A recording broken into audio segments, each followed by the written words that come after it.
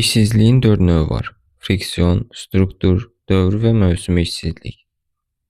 İnsanın öz istəyi ilə işini dəyişdiyi yaxud təhsilini bitirib ilk dəfə iş axtardığı dövrdə yaranan qısa müddətli işsizlik friksiyon işsizlikdir.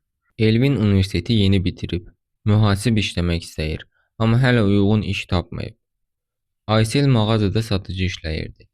Maaş az olduğu üçün işdən çıxıb daha yaxşı iş axtarır. Struktur işsizlik, əmək bazarında işçilərin bacarıqları ilə iş yerlərinin tələbləri uyğun gəlmədikdə yaranan işsizlikdir. Texnologiyanın dəyişməsi, yeni peşələrin yaranması köhnə peşələrin sıradan çıxmasına səbəb olur. Rauf uzun illər fabrikdə əl ilə işləyirdi. Fabrik avtomatlaşdırıldı, Rauf yeni texnologiyanı bilmədiyi üçün işsiz qaldı. Dövri işsizlik, ölkə iqtisadiyyatında böhran, tənəzzül dövrlərində yaranan işsizlikdir. Kamal işlədiyi zavodda sifarişlər azaldığı üçün ixtisara düşdü. Nigar restoranda ofisiant idi. İqtisadi çətinliklər səbəbindən restoran bağlandı. Nigar dövrü işsizdir. Mövsümi işsizlik isə ilin müəyyən fəsillərində işin olub, digər fəsillərdə olmaması nəticəsində yaranan işsizlikdir.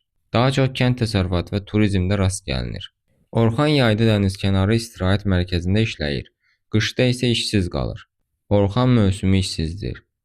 Bəs sizdə hansı işsizlikdir?